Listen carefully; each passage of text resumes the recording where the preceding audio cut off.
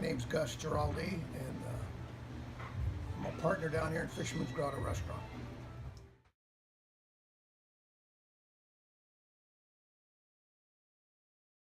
Been importing your crabs? Yeah, we get them from Washington State.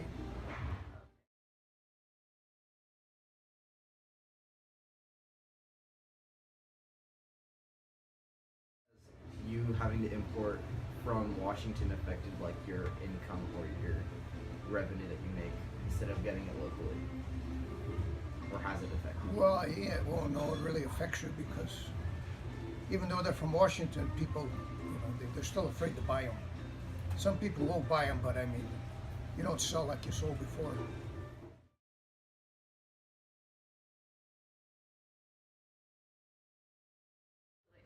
So crabs have kind of been getting all of the attention with domoic acid toxicity lately since they decided not to open the fishery, because that is an important food source for people around San Francisco, something that tourists come from all over to taste our Dungeness crab.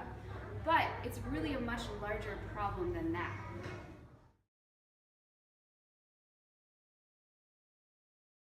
So that's what's happened with the Dungeness crabs, but a lot of things eat plankton. Things like fish, like sardines and anchovies and herring, filter feeders. And they get that buildup of domoic acid in their bodies, but then larger predators, things like sea lions that eat those filter feeders, they have to eat a lot of those to fill themselves up, so they end up accumulating a lot of that domoic acid in their bodies. It's called biomagnification or bioaccumulation.